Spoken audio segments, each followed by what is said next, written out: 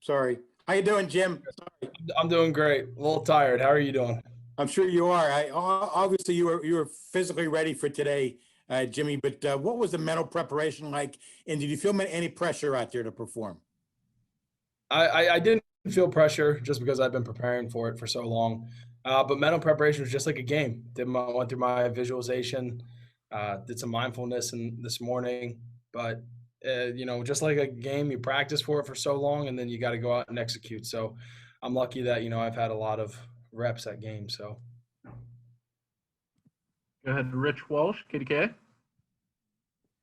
Hey Jim, a couple questions. Do you have any idea where you think you might go in the draft? Would be my first question, and my second one is: are you worried at all how COVID maybe affects the draft process this year, or any of your teammates? Have you talked about it at all?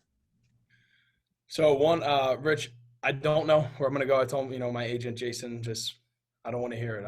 It's not going to one way. I'm drafted in the first round or the seventh round. It's not going to affect the way I work or prepare for this upcoming season. And two, no, I'm not worried about COVID. It's been almost a year now. And I don't want to say I'm not worried about COVID. I'm not worried about the way the NFL is going to handle COVID is what I meant to say.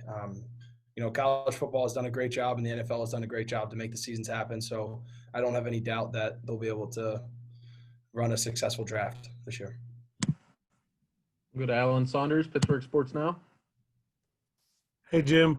I noticed you decided to go no shirt for the 40. Do you feel like that made you faster? And how much faster?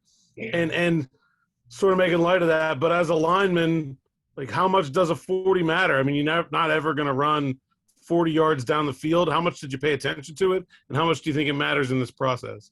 All right, I'll answer that. I knew someone was going to mess with me about that. So I worked out in Pensacola, Florida. So every time I was working out outside, I always had my shirt off. And so I was just like, might as well. And I ran in my compression. So I was like, I'm gonna play how I practice. So that's why I did that for the 40. And then I don't know. It matters because we have to do it. So I did work on it, just like everything else I did today. Been preparing for it. So, no, I probably will never run a 40 ever again in my life. And I hope that the 10-yard split means more because I think my 10-yard split was more impressive than my overall 40. But I'm glad it's over with. I'm ready to start training for football instead of sprinting 40 yards. Jeff Hathorn, 93.7 The Fan. Hey, Jim. First, I'm curious what you thought of Jalen's bench. And then I also wanted to ask you mentioned there's so much film on you. What can you show teams over today or over the next couple of weeks that could tilt it in your direction or it could, make them feel better about you? Yeah, JT's a beast. No surprise there. Was really happy for him to put up 40 or 41. What teams, what I'm trying to do right now through Pro Day and the interview process with the coaches and scouts that I'm meeting with is just, show them my intangibles, things that you won't be able to see on the field, being able to pick up an offense quick, going out and executing that, which I hope I showed at the Senior Bowl, learning the playbook in a night and then going out and playing all three interior positions. But, yeah, definitely just show, my leadership, my football IQ, and, my savviness with the game of football and, how I prepare and be able to communicate that to, these front office guys and all these coaches. John McGonigal, Postgazette, go ahead. Yeah, Jimmy, it's a big group of you guys that's taking this next step, that's looking to get drafted. What was it like, just getting to this point today personally, but kind of within that group, within the group of Rashad and Patrick and all those guys?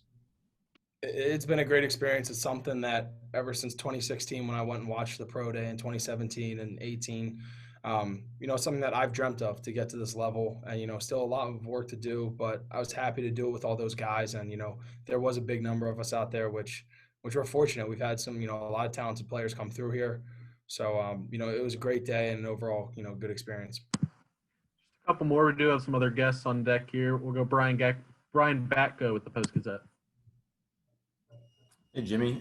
Congrats on the scholarship that Bostic kind of scooped on the Pro Day broadcast. But speaking of that, I wanted to ask you, the teams that you have talked to or that have expressed interest either at the Senior Bowl or since then, how much do you get asked about your backstory, the walk-on storyline, and all of that? I think it's come up in almost every single interview, whether it's with a coach or scout. But yeah, it comes up because it speaks. I was a walk-on. It's part of who I am, and that chip on my shoulder has stayed there, and it still is there to this day. But it speaks to what kind of player I am too. My fighting mentality. I'm extremely tough to kill, and I don't give up easily. And no matter where I'm at, I'm going to scratch and claw to get to where I want to be. So, speaking about my backstory, being a walk-on and then turning into a 4-year starter, it comes up frequently, and I just always reiterate how lucky I am with the opportunity University of Pittsburgh has given me. We'll do two more. Go ahead, Fran Duffy, Philadelphia. Hey, Jimmy, how's it going? You talked about the Senior Bowl experience. Take us through what was that process like for you? How early in the week, or I should say late in the week, did you kind of get alerted that you would have to make that drive down there to Mobile? And just take us through the preparation process. Yeah, so I finished my workout Friday morning, got home, got a call from my agent, and, he patched through Jim Nagy on a 3-way call. Jim, said, hey, sorry we couldn't invite you earlier. We think you're a heck of a player, but if you want to, we would love to have you down here for the game. And Panthers coaches said they could get you up to speed. So obviously no hesitation. I've been waiting for that call. So I packed a quick bag, and Mobile was like an hour and 15 from Pensacola. And so I got the call at 11:30. I was in the hotel by 1 o'clock. So I made it in there an hour and a half, grabbed a quick bite to eat, packed my bag and headed over there.